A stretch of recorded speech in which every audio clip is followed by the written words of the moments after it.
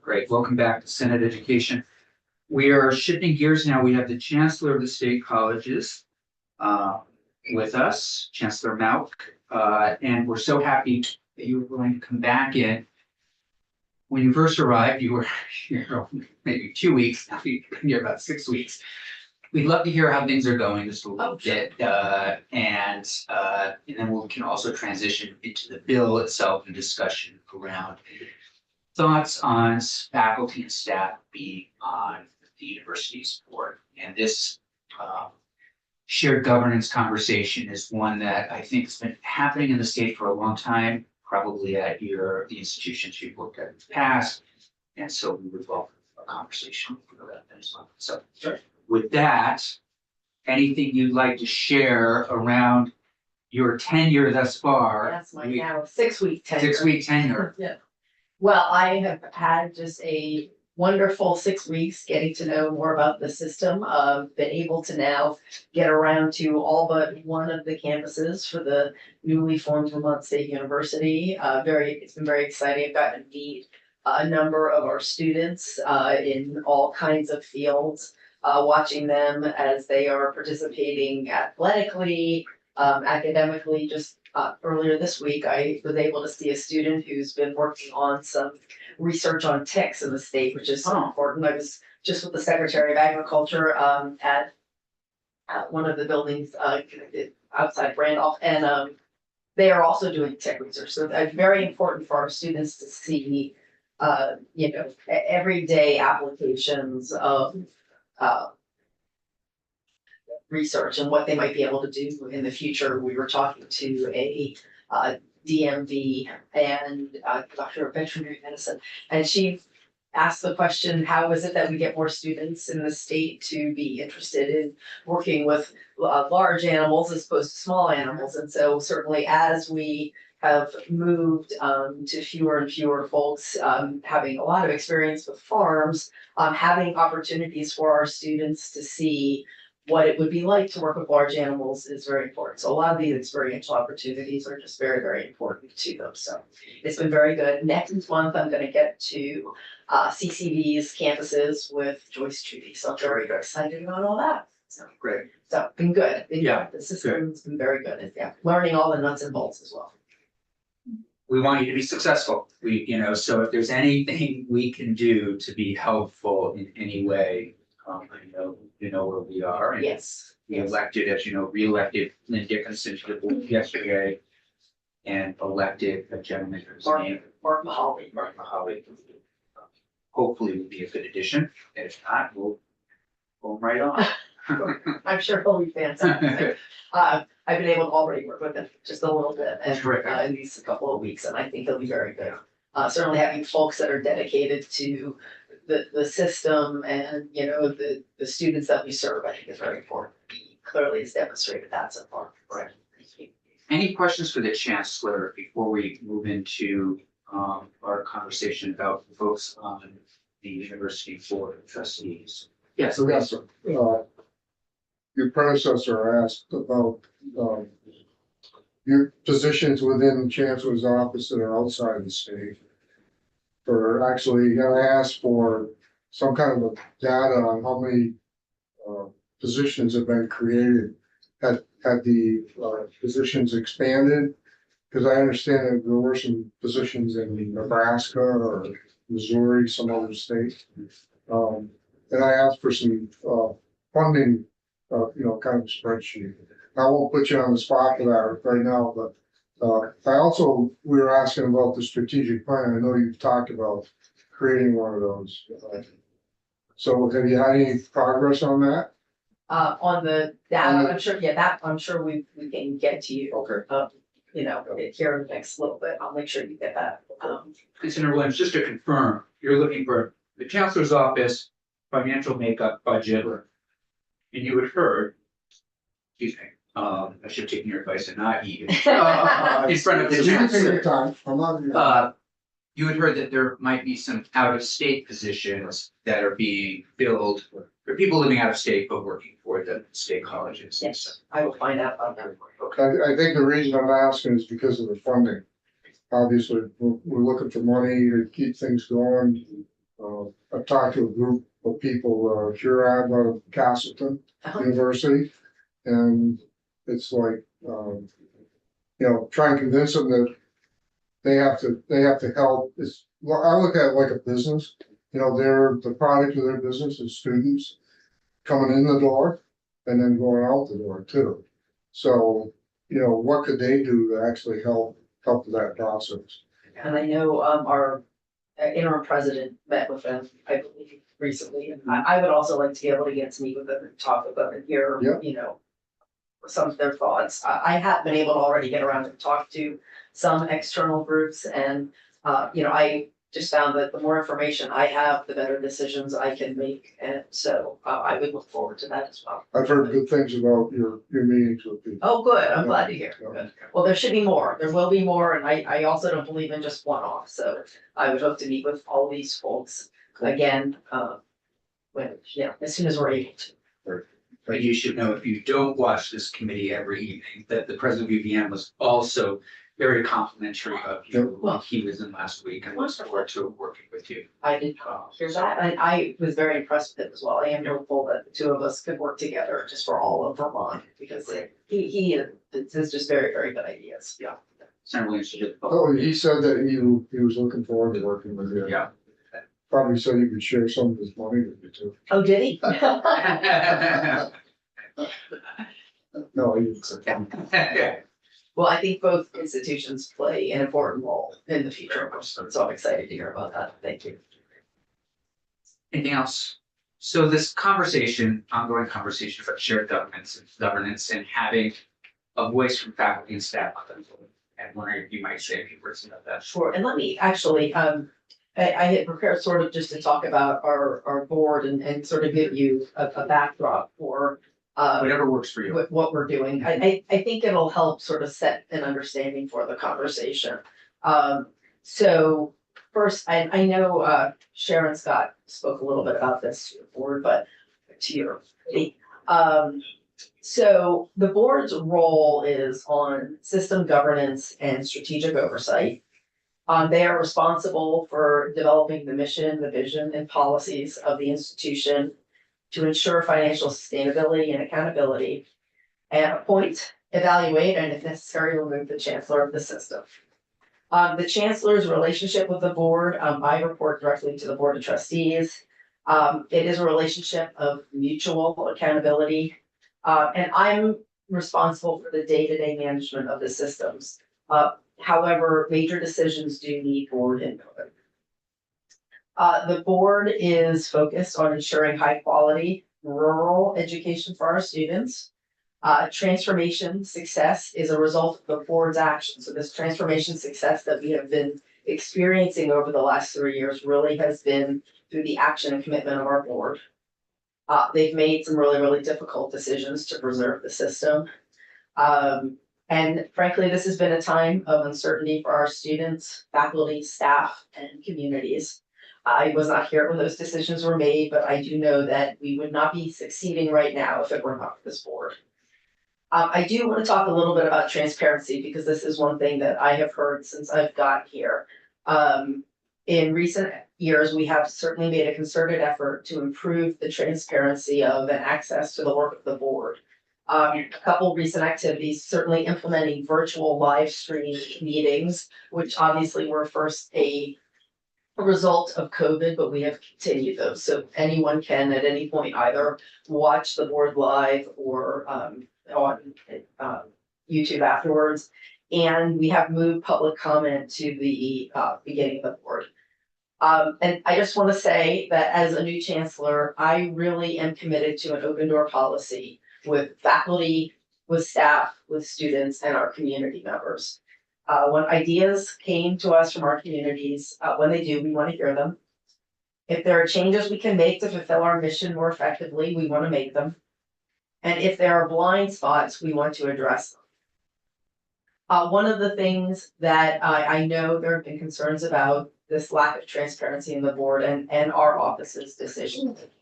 I take those concerns very seriously. I am looking at how we have engaged with our students, faculty, our staff and our communities in the past and see how and where I can improve upon it.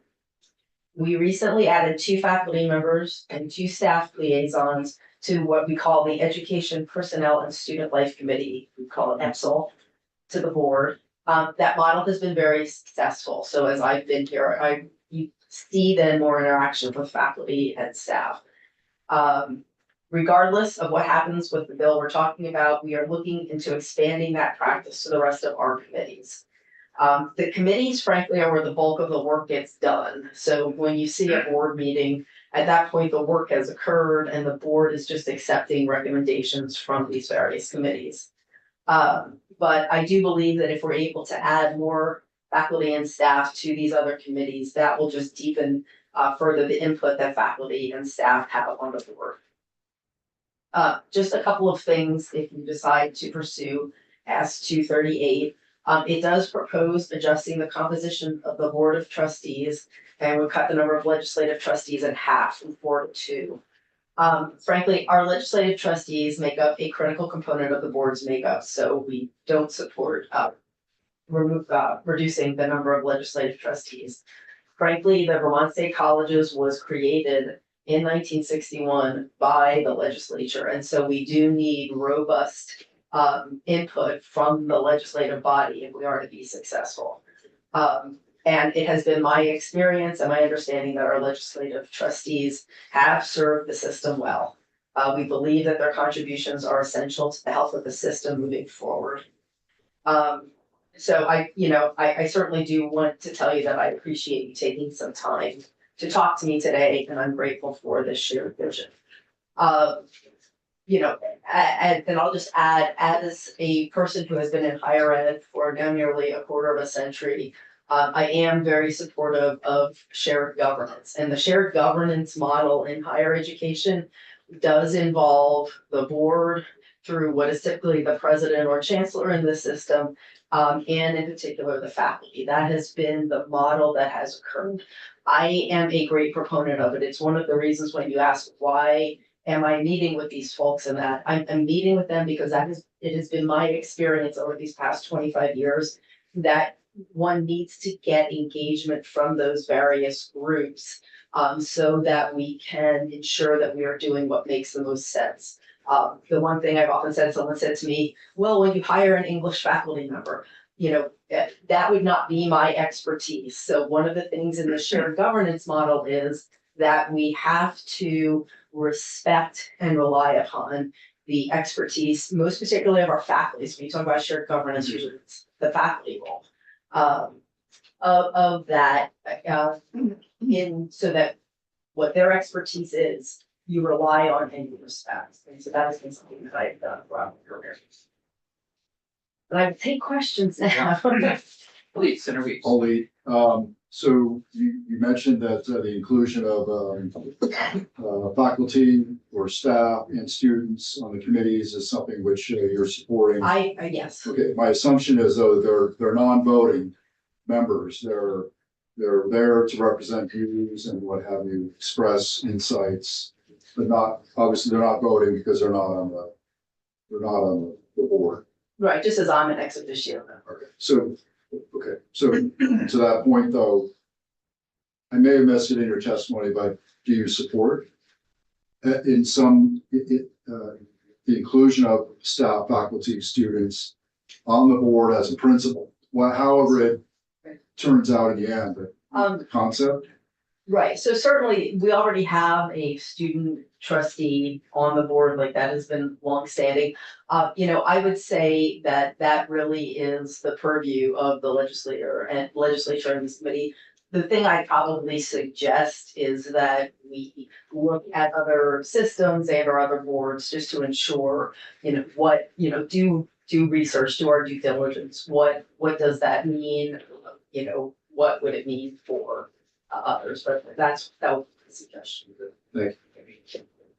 So right now, their students are or are not, our faculty and staff and students are not on the committees. They're actually, I don't believe our students on the committees. The only committee that we do have faculty and staff representatives on are the, what we call the ABSOL committee, basically the education, it's running of some of the academic programs and student life programs of the board. The other committees that I would recommend this to and strongly support would be our finance and facilities committee, our audit committee, and I will not think of the third one. There's a fourth committee that I would. But these are committees, this is something you're interested in taking, this. It is, yes. So that is not a legislator. That's just something Yes. you would like to build out. Thank you, Senator Buell. I sworn I saw your hand. I don't think Oh, so. okay. Did anybody else see Senator Buell's hand go up? Or was it just me? Something in the cake. Something. I'm not going. Right. Senator Sheen, any questions? Thank you. Thank you. Okay, Well, thank you. Well, Thank you all. yeah. Have a great weekend. yeah. The sun is out, so enjoy. Thank you So, very much for having me. Again, I'm not trying to keep anybody here longer, because I thought that was gonna go a little longer than I thought, but I will just, in closing, just wanna summarize for my own brain here. You're all gonna move forward with adding voices, ex officio positions to some of the committees that we just mentioned. Yes. As it relates to, formal positions on the board, you are all saying will be left up to all of us, dare I say, call it neutral position. Okay. Okay. Great. Drake, do you want to add anything? No, the only thing I would say that the chancellor mentioned is that we do think it's really important to have those four legislative Those four trustees. That would legislative be the takeaway, and then that the rest are really policy decisions by the committee. Just in case you cross paths with Mark as you're leaving, I'm trying to say, One never knows. hey, guys, we just want to give you a heads up. You don't need to show up next week. Yes. Got one more. So I always believe that it takes you a year to figure out what your job is. At least another year to figure out how to do it. And then a year, so you have a get well date for Vermont State Universities in mind? Get welded. Data, it's all gonna be, we're gonna have a lot of students coming through the front door and we'll be able to keep all the positions viable that we have right now, faculty and staff. I don't know that I have a date. I hadn't been thinking about that though. I certainly, through all of the challenges that I have seen, I see an awful lot of opportunities. I see a variety of paths that I think that we can take on. I'd like to, in the spirit of what I've just said, I'd like to really talk more to faculty, staff, and students to see what are some of the pieces that they are very interested in doing. But I think what excites me the most is that there are a lot of avenues, and I suspect that we will take most of those avenues to get back to a healthier position. But without the support of this legislature, none of this would be possible. As I mentioned, I think when I first came to your committee, our students are 50% Pell eligible. They are 50% the first person in their family to go to college. And what that means is that we do need legislative support and we need an appropriation to ensure that those students can stay in college. So that would be very important. And so thank you all for all that you've done. We come back and talk to us before the end of the session. Oh, yeah. Great. Thank you. Thanks a million. Thanks so much. Great to see you. Appreciate it. Thanks, Drake. Looks like our next guest has arrived. Why don't you join us at the table?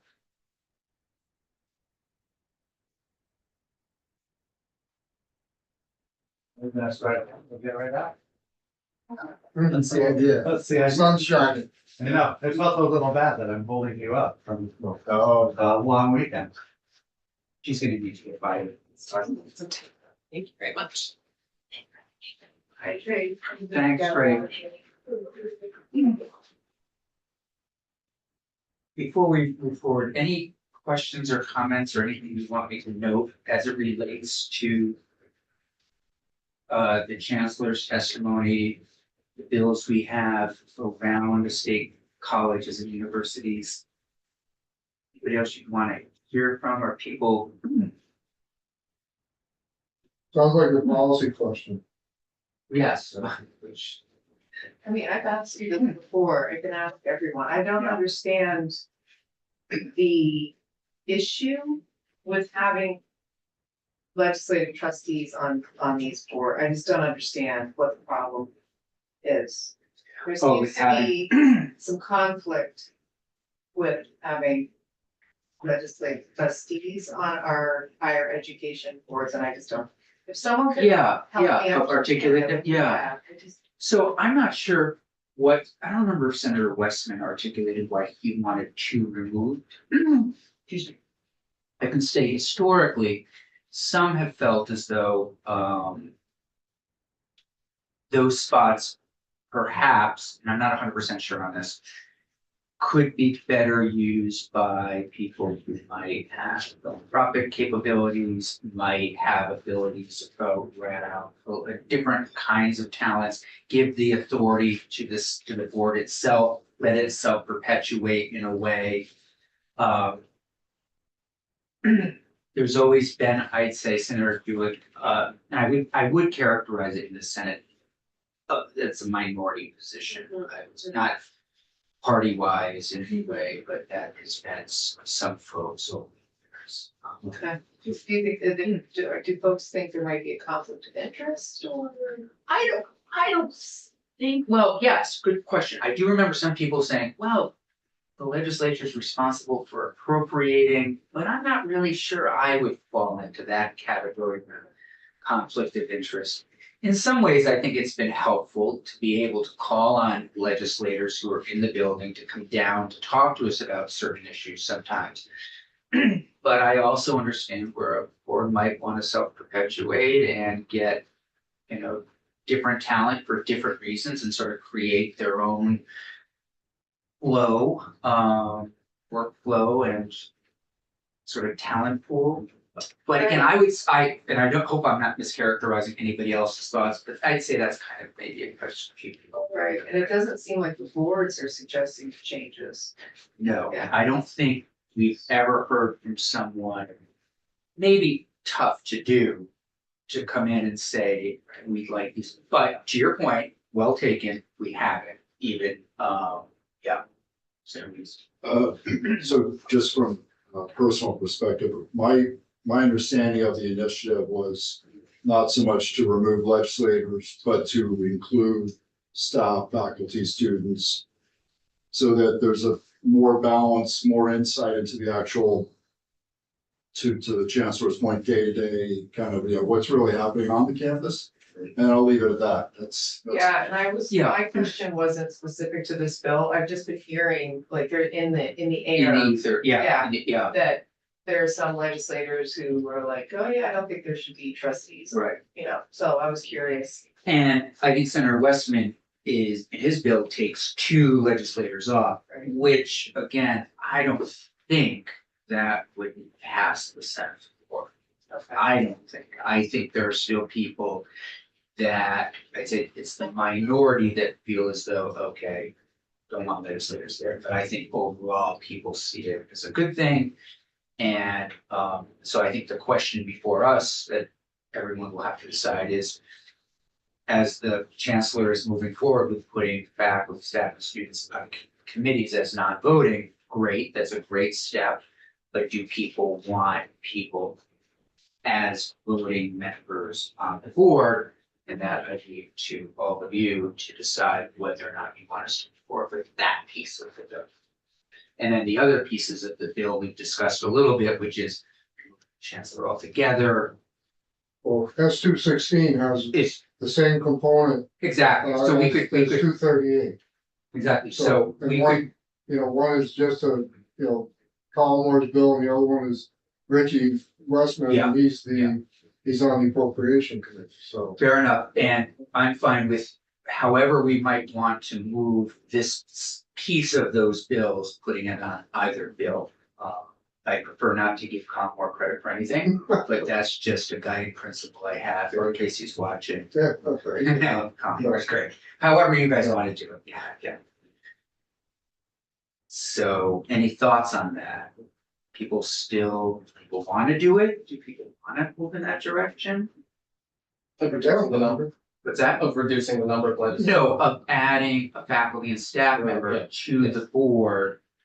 for that. And I can put it on the agenda for next week just as a conversation, but it's something we've got to kind of, we're gonna move on or not, yeah. Yeah, just to find balance, I'd love to hear from the board chair, so or a member of the board, just kind of Okay, get their that's perspective. fair. Yeah, absolutely. We'll have, I believe the chair of the board is still Lynn Dickinson.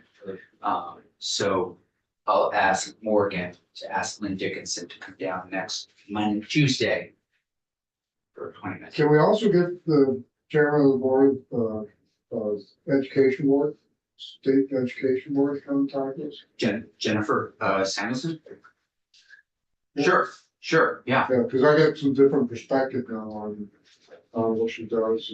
Oh, as it relates to Senator Gulick's bill Correct. around this, yeah, we can ask her to come in again. I do remember we asked her once, the board said, hey, we'd like you guys to handle that, but we can always try again, see if they want. Hello, Hello, nice to see you. good to see you too. Thank you for having me. Yeah, so Christopher Kaufman, Executive Director of the Vermont Humanities Council. You came in last year, I believe, also, and maybe said, how do you do to all of I us, but think I did, very briefly. great. Yeah. And you wanted to weigh in on S220, the library bill. I did. Great, so please, the floor is yours. All right, before I get started on that, I have to hand out comic books because that's what I do. So you probably have seen this already.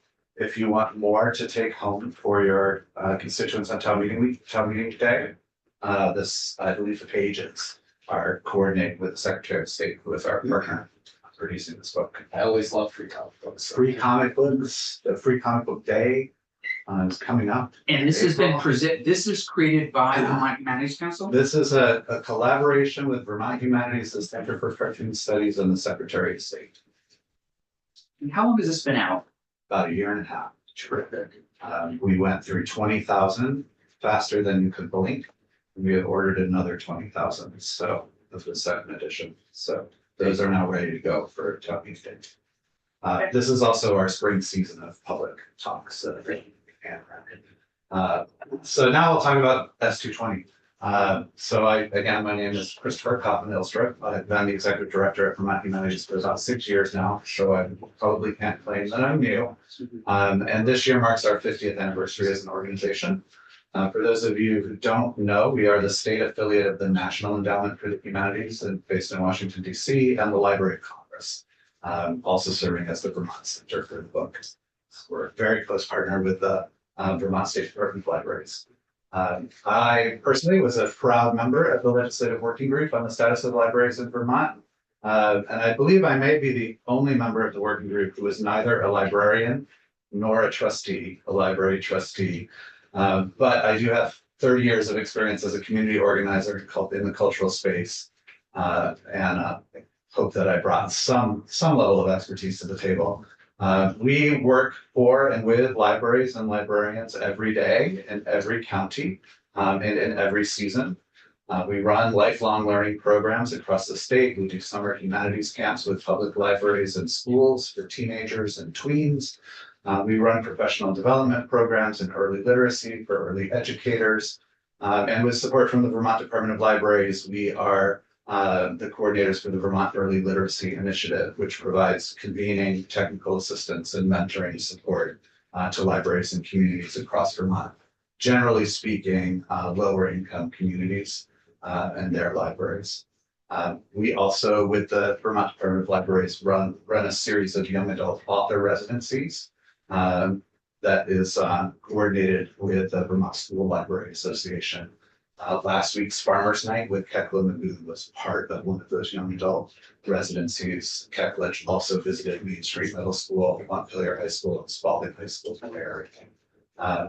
Really glad to be here today to speak in support of S220, what I call the omnibus library bill. I don't know what you call it. Thankful for Senator Hardy for introducing that. It contains many of the recommendations of the working group. And we're grateful to you all for your due diligence and your support of many of the working group's recommendations. I'm totally aware that it's Friday afternoon, so I don't have a lot to say, but I will happy to answer as many questions as I can if you'd like. But this is overall, you're supporting the bill. Overall, we're very much in support of the bill. Takeaway, yeah. That should be the takeaway. And I just wanted to note a couple of places where I know you have concerns. and say our perspective on those concerns. First of all, the ebook section recommendations, we know you have some concerns about whether that would actually cause more problems than it solves. We've removed that section. And I know you've removed it for now. And I would just like to say that as a matter of equity and access, I think it's very important that the legislature continue to think about that issue over time. And now might not be the right time to be putting that in this legislation, but it's not going to go away. And particularly in relation to those issues of equity and access, I think about people who are reliant on ebooks or audiobooks in order to be able to read and to access materials. And I think, and we'll take a little more testimony on this, but we did, as I recall, are running up against federal copyright laws on this issue, so. Yeah. But I appreciate it, it will be an ongoing conversation. It's complicated, the intersections of capitalism and access. Moving on, I'm really delighted that you're supportive of providing more guidance to public, municipal, and school libraries on collection, development, and retention policies. This was a really critical piece of the working group report for me. To provide consistent model policies and requirements around collection development is going to be so important in the coming years, especially as we see what's been happening in other states around book bans, book challenges, migrating towards Vermont. As we've seen, libraries and often very specific librarians have come under undeserved fire for curating a collection that both represents and serves the needs of the entire community. The language in the bill as it stands now would really help to clarify what a good collections policy is and what a reasonable book challenge is. And I think that's very, very important that our largely part-time librarians and certainly volunteer trustees have the option to get really good information on what a collection development policy should look like and what a book challenge policy should look like. So thank you for your support on it. Moving on to the next part, we are strongly supportive of lowering the patron confidentiality age in public libraries to 12 years old in alignment with the age that minor children can make medical decisions autonomously, especially related to mental health, drug abuse, and alcohol abuse treatment. We know you've heard this from other advocates, but I just want to say it again. I think this is critical. We know from our work at Vermont Humanities with middle and high school students that their public and school libraries are vital and important sources of accurate information, accurate being key, on a wide variety of topics that young people are concerned about, but they may not yet feel comfortable or ready to talk about with their adult caretakers or authority figures. Lowering that age of patron confidentiality assures young people that the library will be a safe environment for research and learning on difficult topics. It steers them towards reliable, again, accurate information sources rather than Google or YouTube or, heaven forbid, TikTok, right? We can assure you that if younger patrons can't safely and confidentially access library resources, they will seek the information they want elsewhere, and that information that they find may not be good. So this piece of the bill to lower that confidentiality age to 12 is really important to us. I can speak from my personal experience growing up in Virgins in the 1970s and 80s, that the Bixby Library was an extraordinarily important resource for me to look for information that I could not ask my parents about. Regarding appropriations in the bill, I know that the state librarian said yesterday that she supports the governor's recommendation, and I will not gainsay her position on that, but I will say from Vermont Humanities perspective, certainly from the perspective of the working group, that we asked for an appropriation for 2 additional staff people in the department and 1 additional staff person at the Agency of Education for very good reasons. We had a full day of discussion on staffing in libraries around Vermont, including the state library. And we learned, of course, that the state library has been shrinking for years and years and years, and is much smaller than it was even 10 years ago. restoring 2 additional outreach positions would actually make it possible for the department to do the work that we're asking them to do in other parts of the bill, rather than simply piling that onto a small and overburdened staff.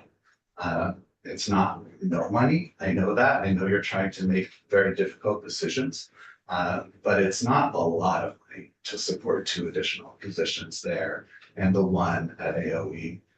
We did hear from school librarians that they're flying out to have that AOE position back. I'm sure that many of you know that school librarians are often quite part-time, and they often are splitting their position among several different libraries. So to have an AOE consultant position to help them would really add a lot of value for a relatively low cost. So that's really important to us. The last thing that I really want to address is this issue of the criminal threatening penalties. And my organization and I don't have a particular position on whether or not enhanced penalties for criminal threatening is the right solution. That is what's in the working group report, and it was thoughtfully put in there. There may be other approaches that work just as well for helping libraries to become safer places. I do want to say that the testimony that we heard in the working group about public safety was really disturbing. That we heard story after story from big libraries and small libraries about the impact of the ongoing, especially the opioid crisis, on their operations, as well as people with general mental health crises coming into the warm, safe, public, open space, and then having difficulties that created security, safety issues for the staff and for other patrons. I think it's honestly only a matter of time before somebody gets hurt if we don't do something. So whether or not enhanced penalties for criminal threatening is the right thing, I don't know. But I don't think you can ignore that our public spaces are really struggling with safety right now. One of the other pieces that we heard over and over again, which was frankly a little bit devastating, was from librarians who said, I've got somebody in my building who's having a mental health crisis and I can't get the police to come and help us. We are not trained to do this. We do not know how to keep our staff and our patrons safe, and the police won't help. So it's a bigger system-wide thing, right? This is not something that's just specific to the libraries, but it is something that's really key.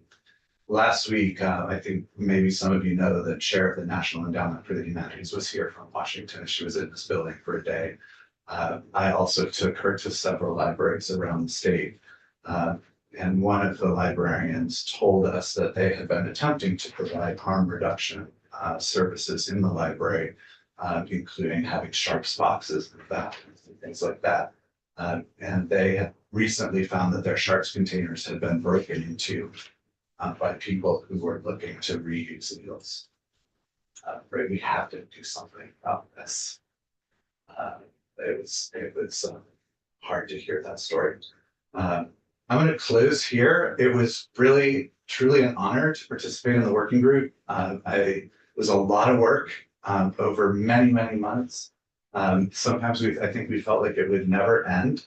But I personally really grew in my understanding of the challenges and the opportunities facing Vermont libraries. And I can't tell you how appreciative I am of Senator Hardy and all of you for taking that report seriously, for crafting not just this legislation, but several pieces of legislation and moving it forward.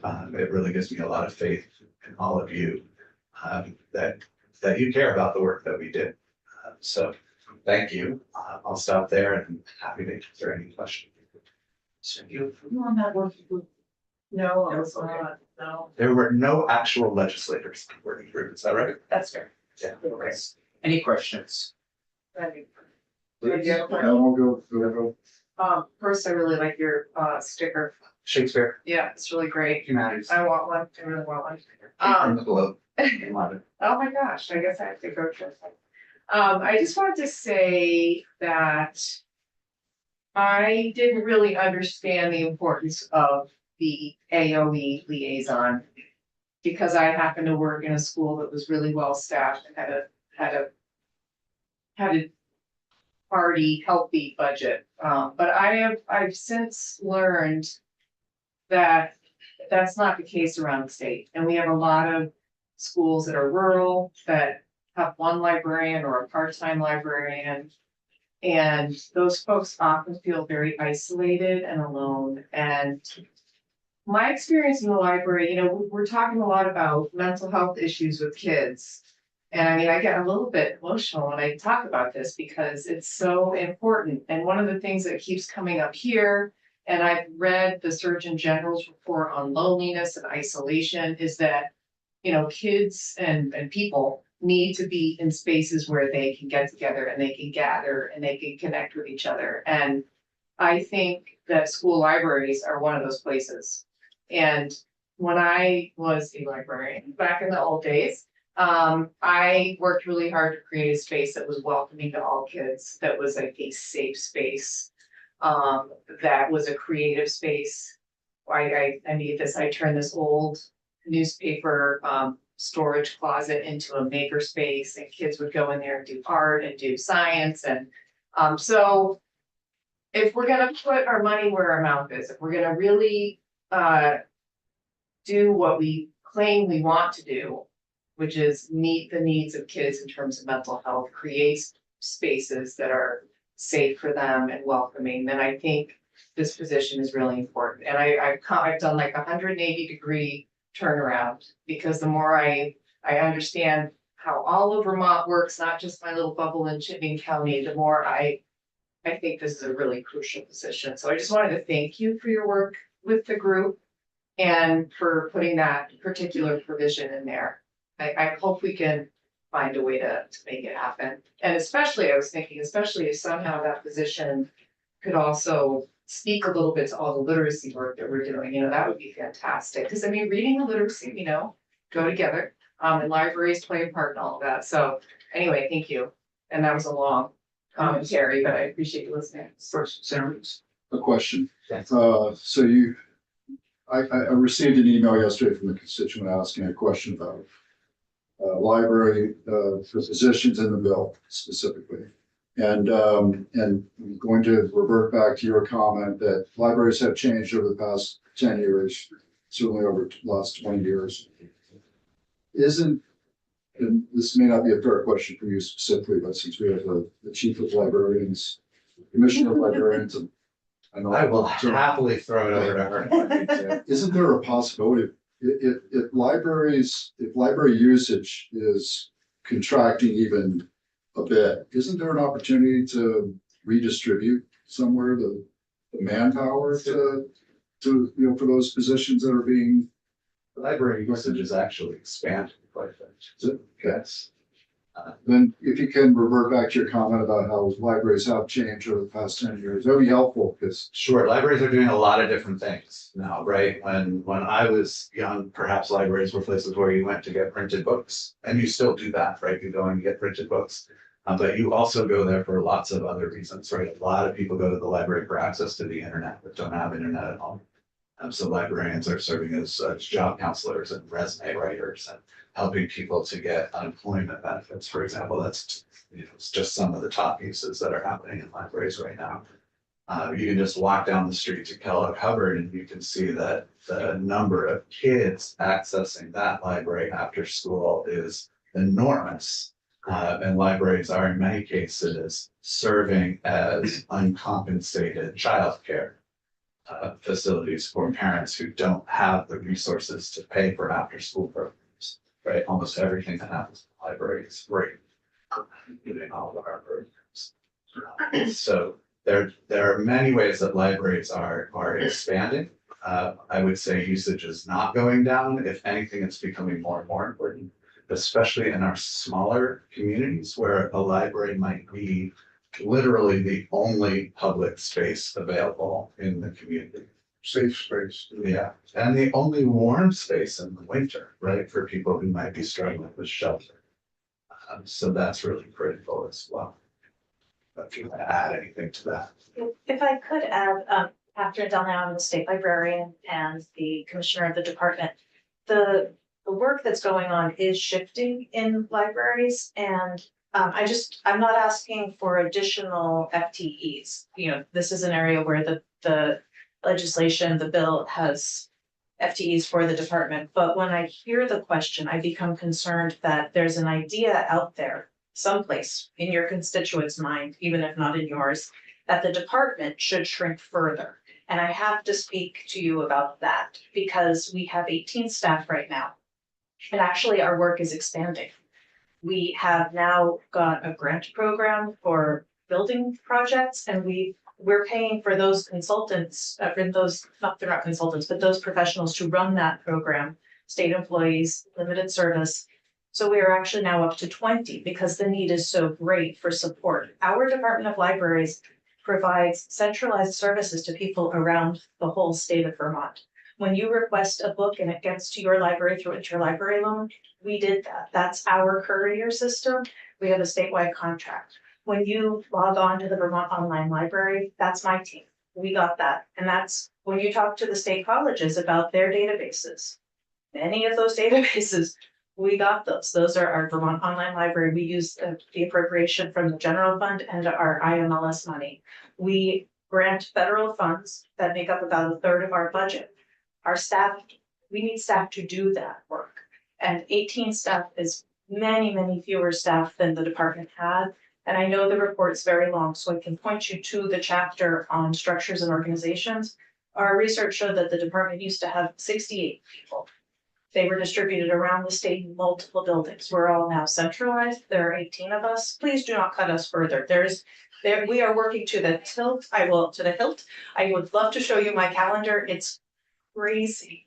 We're doing so much work and we're all functioning really, really well and at high volume. So please do not take anyone who says something else very seriously without a further conversation, which I'd be happy to tour you all around and show you what we do and who does it. I would add as a. Just one second, Senator Meeks wants to follow up. No, I just wanted to say it's better for constituents to hear it from you than to hear it from us Yeah, with our filters and our, various degrees of sensitivity and, knowledge, background. well, and just one more piece, a lot of what's happening now, people point to, well, things are online. To maintain the statewide online resources requires staffing behind the scenes. So our online databases, our ebooks and e-audiobooks, we're actually building a platform for all Vermonters called the Palace app. So for every Vermonter to have a baseline of collections that no matter what their local library can afford, we get everybody these resources. That's the type of work that we do.